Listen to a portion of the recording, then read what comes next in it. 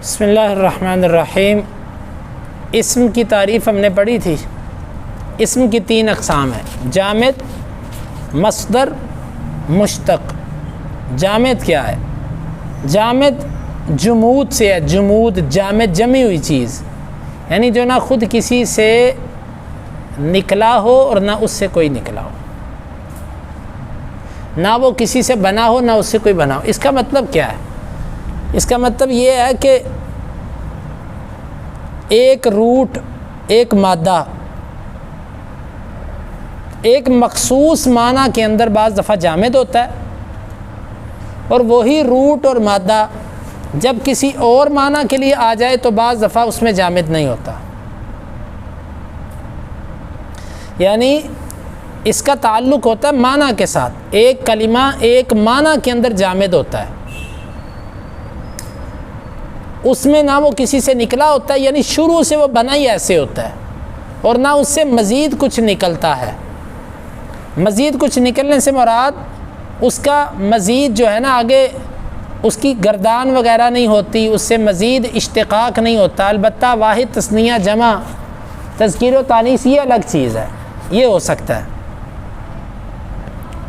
تو جامد کی میں آپ کو ایک مثال دے دیتا ہوں کہ جو نہ کسی سے بنا ہو نہ اس سے کوئی چیز بنی ہو۔ عربی زبان کے اندر تو انہوں نے اس کی مثال دی ہے کہ جیسے رجل فرس، رجل آدمی ہونے کے معنی میں عربی زبان کے اندر جامد ہے۔ فرس گھوڑا ہونے کے معنی میں عربی زبان کے اندر جامد ہے۔ البتہ یہ روٹ را جیم لام یہ اور معنی میں آئے گا تو پھر جامد نہیں رہے گا۔ اسی طرح فارسا کسی اور روٹ کے اندر یہ روٹ اگر کسی اور معنی میں آئے گا تو جامد نہیں رہے گا۔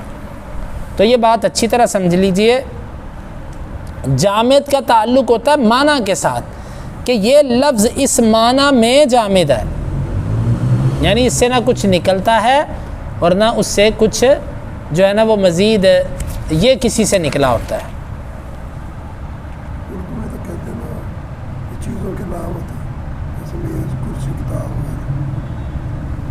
یہ علم ہے، جو چیزیں آپ ذکر کر رہے ہیں یہ علم ہے۔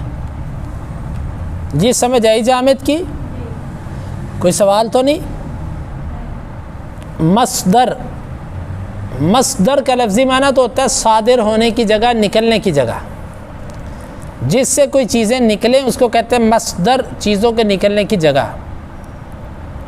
یہ وہ اسم ہے جو خود تو کسی لفظ سے نہیں بنتا، مگر اس سے بہت لفظ بنتے ہیں۔ خود نہیں کسی سے بنا، اس سے بہت سے بنتے ہیں۔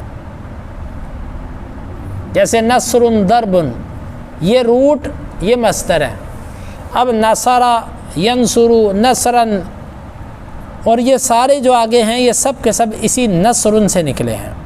اور ضرب مصدر ہے، ضرب ضربا، اور یضرب یضربان، ضارب، یہ سب ضرب مصدر سے نکلے ہیں۔ یعنی جو خود کسی سے نہ نکلا ہو، نہ نکلنے کا مطلب ہے اس کو بنایا ہی اس طرح گیا ہے۔ البتہ اس سے بہت ساری چیزیں نکلتی ہیں، جس طرح آدم علیہ السلام، ان کا ماں باپ کوئی نہیں ہے لیکن وہ سب کے ماں باپ ہیں۔ یہ مصدر، آدم مصدر ہے انسانیت کا، لیکن خود وہ کسی انسان سے نہیں نکلا۔ سمجھ آ گئی اس کی بھی؟ جامد کے لیے میں نے لفظ نہیں بولا، مجھے اچھا نہیں لگا، لیکن اللہ تعالیٰ کی ذات جو ہے نا، نہ وہ کسی سے نکلی ہے نہ اس سے کوئی نکلا ہے۔ لم یلد ولم یولد۔ تو آگے آئیے مشتق۔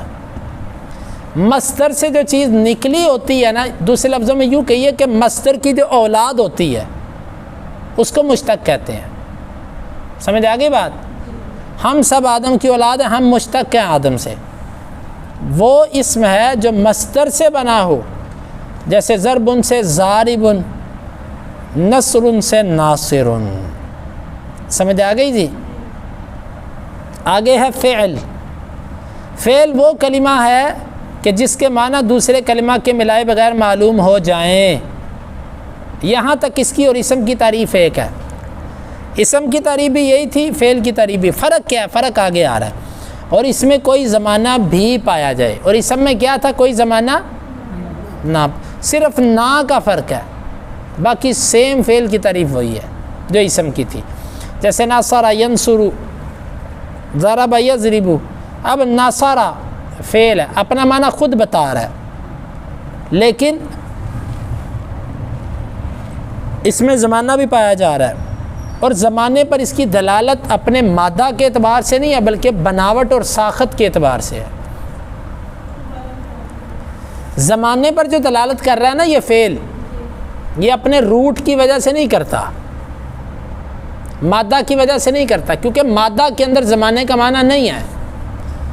مادہ کے اندر اگر زمانے کا معنی ہوتا تو یہ مصدر سے نکلا، مصدر کا مادہ اور فعل کا مادہ ایک ہوتا ہے، تو پھر مصدر بھی زمانے پر دلالت کرتا، جبکہ وہ اسم ہوتا ہے، وہ زمانے پر دلالت نہیں۔ تو زمانے پر دلالت کیا چیز کر رہی ہے؟ اس کو مخصوص طریقے سے بنانا زمانہ بتاتا ہے کہ اس پر یہ اعراب دے دو، یہ زمانے پر دلالت کرنا شروع کر دے گا۔ اگر یہ اعراب بدل دو گے تو یہ زمانے پر دلالت نہیں کرے گا۔ تو اس لیے کہتے ہیں کہ فعل کی زمانے پر دلالت اپنے روٹ کے اعتبار سے نہیں ہوتی بلکہ اپنی ساخت، اپنے ڈھانچے اور اپنی بناوٹ کے اعتبار سے ہوتی ہے۔ بات سمجھ آ گئی؟ آگے فعل کی 4 قسمیں ہیں، ماضی، مضارع، امر، نہی۔ ان کی تعریفیں علم الصرف میں بیان ہو چکی ہیں، آپ سن لیجئے۔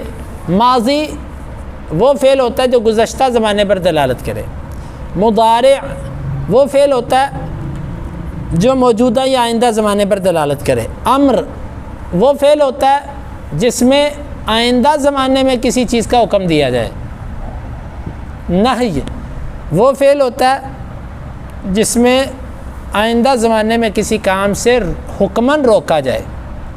سمجھ آ گئی؟ نہی اور نفی میں فرق ہوتا ہے۔ نفی اس کا تعلق خبر سے ہوتا ہے اور ماضی سے ہوتا ہے، یا مضارع سے بھی ہو سکتا ہے کہ یہ کام نہ کرو یا وہ یہ کام نہیں کرے گا، یہ خبر ہے۔ لیکن یہ کام نہ کرو، تم یہ کام ہرگز نہیں کرو گے، یہ یعنی کہ نہیں کا تعلق حکم سے ہے لیکن اس میں نہ کرنے کا حکم ہوتا ہے، اور جو نفی ہے اس کا تعلق خبر سے ہے، اس کا تعلق نہیں سے نہیں ہوتا۔ بات سمجھ آ گئی؟ حرف وہ کلمہ ہے جس کے معنی دوسرے کلمہ کے ملائے بغیر معلوم نہ ہو۔ یہ بات انہوں نے کی ہے کہ معلوم نہ ہو، لیکن زیادہ اچھی تعریف پتہ کیا ہے؟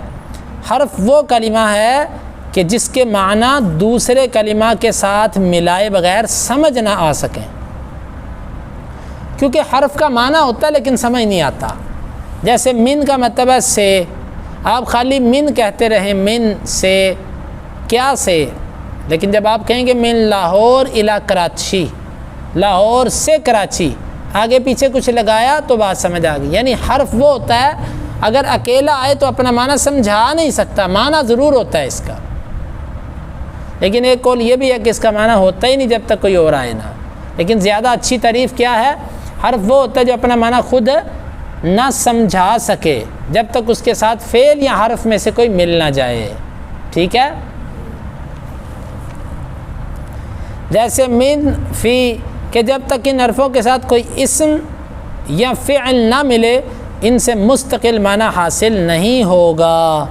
جیسے خرج زید من الدار، اب من کا مطلب ہوتا ہے سے، لیکن جب اس کو پورے جملے میں لے کر آئے تو بات سمجھ آئی۔ خرج زید من الدار، زید گھر سے نکلا، اب سے کی سمجھ آئی ہے۔ اس سے پہلے آپ اکیلا من من من کرتے رہیں، کسی کو کیا سمجھ آئے گی؟ اور اسی طرح داخل عمر فی المسجد، داخل ہوا خالد عمر مسجد میں، فی یہاں پر حرف ہے، آپ خالی فی فی فی فی میں کرتے رہیں، کسی کو سمجھ آئے گی؟ نہیں۔ جب آپ نے آگے پیچھے اسم فعل لگایا تو پھر بات سمجھ آئی۔ تو حرف کا اسم اور فعل سے یہ فرق ہے کہ اسم اور فعل دونوں اپنا معنی خود بتاتے ہیں، جبکہ حرف بیچارہ اپنا معنی خود سمجھا ہی نہیں سکتا جب تک اس کے ساتھ کوئی مل نہ جائے۔ ٹھیک ہے؟ باقی زمانہ اسم میں بالکل نہیں تھا اور فعل میں تھا، اور حرف جو ہوتا ہے اس کے اندر نہیں ہوتا زمانہ۔ جب تک ان حرفوں کے ساتھ کوئی اور اسم یا فعل نہ ملے گا ان سے مستقل معنی حاصل نہ ہوں گے. جیسے مثال اس نے دے دی. حرف کی دو قسمیں عامل اور غیر عامل. عامل کہتے ہیں عمل کرنے والا. عمل کرنے والا کیا ہوتا ہے؟ یعنی جو کسی کو زبر زیر پیش یا جزم دے. عربی زبان کے اندر حرکات کتنی ہیں؟ 4: زبر زیر پیش اور جزم. جو کسی کو زبر دے یا پیش دے یا زیر دے یا جزم دے اس کو کہتے ہیں عامل، عمل کرنے والا. اور جو کسی کو زبر زیر پیش جزم نہ دے اس کو کہتے ہیں غیر عامل. کیا کہتے ہیں؟ غیر عامل. جی کافی ہے اتنا. سبحانک اللہم ربنا و بحمدک اشہد ان لا الہ الا انت